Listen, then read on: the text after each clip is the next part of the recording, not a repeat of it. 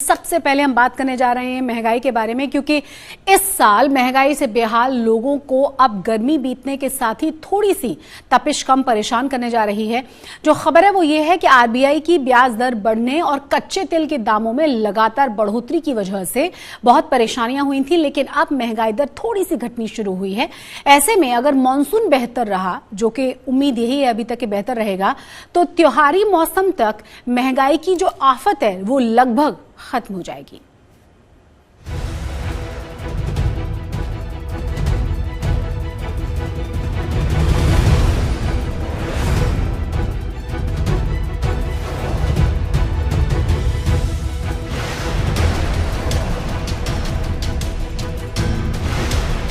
महंगाई के मोर्चे पर परेशान रहे लोगों को बड़ी राहत कच्चे तेल की कीमतों में कमी से मिल रही है। इसके असर से देश में रिटेल महंगाई दर भी कम हुई है।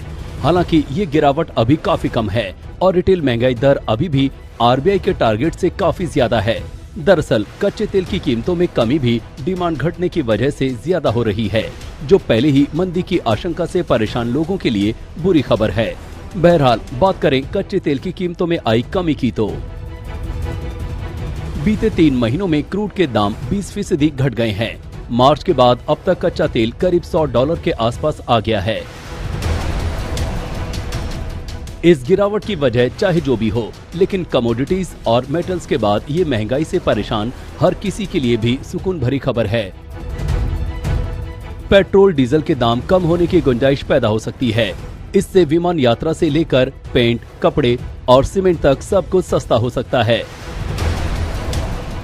कच्चे तेल के नरम पड़ने और रेपो रेट में हुई हालिया बढ़ोतरी से जून में रिटेल महंगाई दर में भी मामूली गिरावट आई है।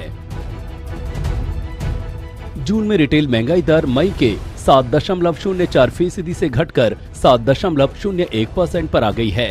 इसके बावजूद जून में लगातार छठे महीने रिटेल महंगाई दर आरबीआई के कंफर्ट जोन 6% से ज्यादा रही है। ऐसे में ब्याज दरों में फिलहाल कमी की संभावना नहीं है, उल्टा इसमें तेजी बने रहने की ही आशंका है। लेकिन कच्चे तेल की कीमतों में जारी कमी से एविएशन सेक्टर को अपने कुल खर्च के 40% हिस्से यानी एटीएफ की कीमतों में राहत मिल सकती है, जिससे यात्रियों को महंगे हवाई सफर से राहत मिल सकती है। ज्यादातर पेट्रोलियम प्रोडक्ट समेत 300 से ज्यादा कच्चे माल का इस्तेमाल करने वाली पेंट इंडस्ट्री को इससे राहत मिलेगी। क्रूड के दाम 50% घटने से कच्चे माल पर पेट्रोकेमिकल्स इंडस्ट्री के खर्च में भी करीब 50% की गिरावट आ सकती है। सिंथेटिक टेक्सटाइल इंडस्ट्री को फाइबर, यार्न और फैब्रिक जैसे कच्चे माल की जरूरत होती है, जो पेट्रोलियम इंडस्ट्री के बाय प्रोडक्ट हैं। ऐसे में क्रूड के दाम कम होने से इनकी कीमतें भी कम हो जाएंगी। टायर की करीब 60% प्रोडक्शन लागत क्रूड ऑयल से जुड़ी होती है। इस हिसाब से क्रूड सस्ता होने पर इस इंडस्ट्री की उत्पादन लागत घटेगी, जिससे टायर के दाम कम होंगे और मांग बढ़ेगी। सीमेंट इंडस्ट्री का 60% बिजनेस क्रूड ऑयल की कीमतों से जुड़ा होता है, यानी क्रूड के दाम घटने से इस इंडस्ट्री को भी फायदा होगा। जानकारों का भी मानना है कि कच्चे तेल की कीमतों में गिरावट ही डिमांड बढ़ाने की बड़ी वजह बन सकती है।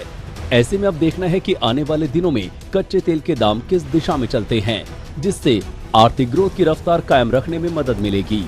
आज तक ब्यूरो।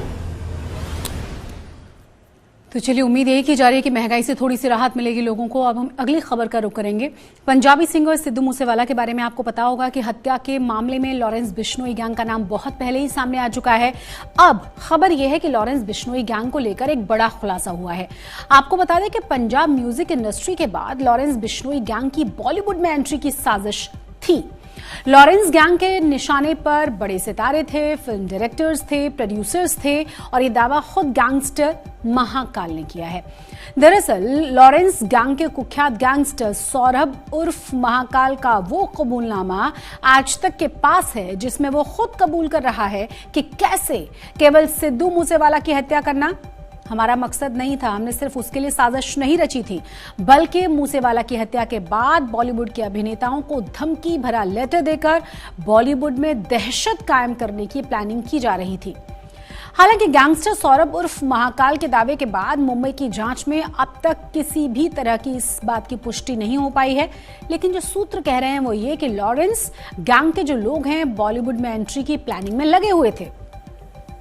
महाराष्ट्र की पुलिस के सामने महाकाल के कई खुलासे हुए हैं, जिसकी जांच लगातार जारी है कि आखिर क्या वाकई में महाकाल जो बयान दे रहा है वो सच है। क्या इस तरह की प्लानिंग वाकई में इस गैंग की थी?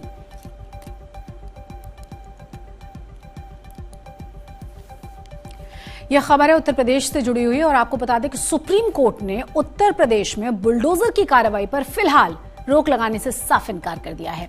और आपको यह भी बता दें कि इस मामले में 10 अगस्त को अगली सुनवाई होनी है। जमीयत उलेमाए हिंद की याचिका पर सुप्रीम कोर्ट में बुधवार को सुनवाई यानी कि आज सुनवाई हुई है। इस याचिका में कोर्ट से बुलडोजर की कार्रवाई पर रोक लगाने की मांग की गई थी। याचिकाकर्ता की ओर से पेश वकील दुष्यंत दवे ने सुनवाई के दौरान कोर्ट से मांग की थी कि इस तरह की कार्रवाई पर पूरी तरह से रोक लगनी चाहिए। इस पर कोर्ट ने साफ कहा है कि इस तरह का आदेश कैसे दिया जा सकता है। कोर्ट ने 10 अगस्त को दोबारा से सुनवाई की बात कही है। साथ ही इस मामले में मध्य प्रदेश और गुजरात को भी नोटिस जारी करके इस तरह की कार्रवाई पर जवाब मांग लिया है। दरअसल योगी सरकार ने हाल ही में, आपको याद होगा, कानपुर, प्रयागराज, इन तमाम जगहों पर हिंसाओं के बाद आरोपियों की अवैध संपत्तियों पर बुलडोजर की कार्रवाई कर डाली थी।